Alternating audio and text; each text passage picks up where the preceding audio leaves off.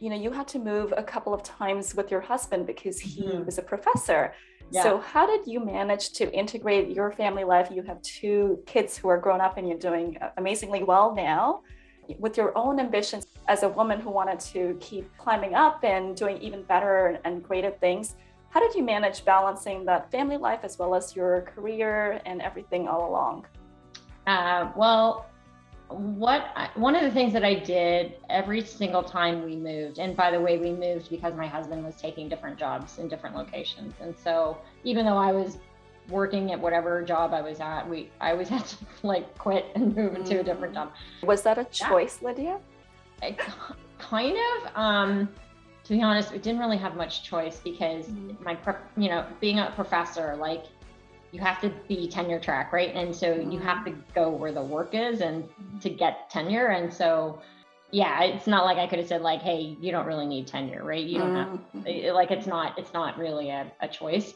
I was happy to support him though, truly. And I figured like, it's harder to be a professor on a tenure track than it is for me who has an MBA, healthcare background. I could probably get a job somewhere, right? Like pretty easily. And so that wasn't ever like a consideration. I never was like, hold on a second, like it's my turn.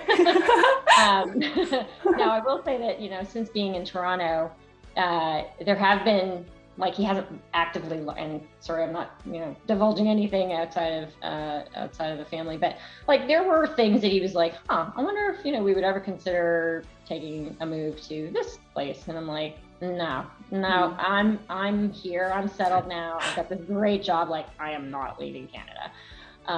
And so later in my career, that became sort of a more of a choice. But how did I manage the balance? One of the things I did was that when we moved to Canada, this was a big move, right? I made sure that I took time off to kind of get organized, get my family organized. When we moved to Toronto, same thing. I gave myself a year. I said, like, I'm going to establish my network here.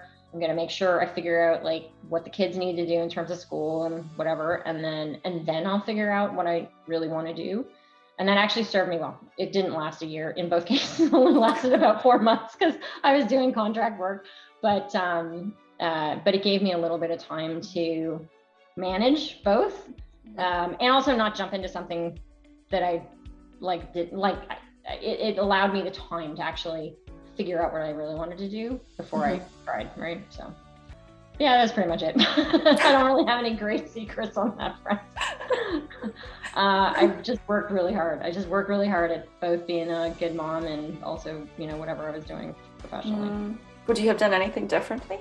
No, not a thing. That's always a good feeling. Yeah, well, I was lucky too. I was lucky because like at the time that I wanted to find kids shuttle, schools, friends, activities. All right, now I want to go out and look, and like at the time that I wanted to do that, the work was available, right? So I got pretty lucky too that way. But I also had a great network. So that was the other thing. Like while I was not working, I was really trying to enforce building up whatever the local healthcare network or professional network was. And so the one thing I've always done throughout my entire career is I've like always networked like crazy, because I know the power of that and how important it is. And truly, like this job that I have today is because of a network. Yeah. And is that something you think you learned from your parents? No. How did you? No. No. How did I learn that? You know what? I think I learned that when I first graduated from my MBA, because they really reinforced it in school. Like at that time, it was just networking so you could get a job, right? Yeah. But it was really reinforcing the need to find those, I'll say now in healthcare lingo, like communities of practice, like people that you had something in common with, that you could actually see yourself like learning from. And so, yeah, they really reinforced that in my MBA program. And it's kind of always stuck with me. And I'm just, like I said, I like being around people. So it's something that I find pretty easy. Right. Yeah. So you've worked on, some really amazing, exciting new models of care, innovation, technology over all these years.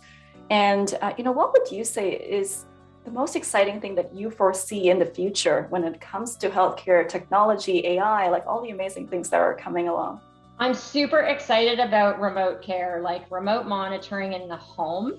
And so it's kind of an extension of, virtual visits and stuff, but it's really being able to have like, I don't know, like all of your medical equipment that you might need to manage your own care at home, and then have that data able to go back to your care team. So so fortunately I don't have any chronic illnesses right now, but let's just say for sake of argument that, I had congestive heart failure. There's so many great examples now of, situations where a patient can have like a weight scale, blood pressure cuff, temperature, and all of this stuff like automatically transmits that data back to the care team at the hospital, and they can proactively see if like your results are trending in the wrong direction, right? And if so, they'll give you a call or they'll send you a text message to say like, hey, it seems like your weight's gone up a lot, are you watching your salt or whatever, right? So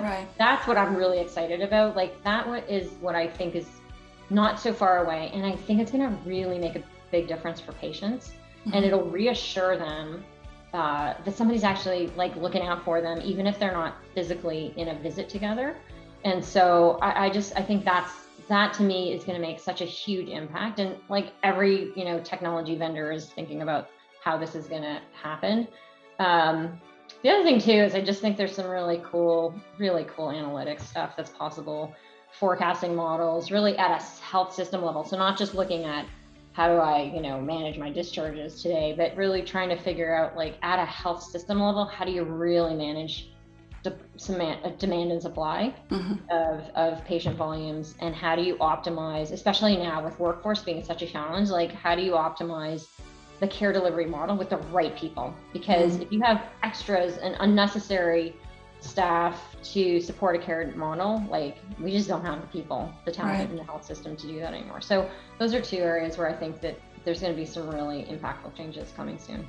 Yeah, that's really exciting. We were doing some of that work at the Lind with the the remote monitoring, but for sure I think you can scale it further out. Yeah, definitely. Yeah. And I think with the integrated care model that the OHTs are moving forward on, I think more and more of this stuff is going to start to become, at scale, a key part of their operation, I hope. Yeah, and what you were describing in terms of, the system, sort of looking at the system and the data, it was reminding me of Lean, but in terms of, how do we apply it here with HR and Lean is a huge part of it, right? Like just being able to actually design your services to actually meet the needs of patients, as opposed to just being designed to support the providers in the care setting. So I think that Lean is a huge part of it, but you kind of have to pull together like what you apply with Lean and process review and optimization with technology enablement, with data, right? So that you kind of pull all this stuff together, and when you got that sort of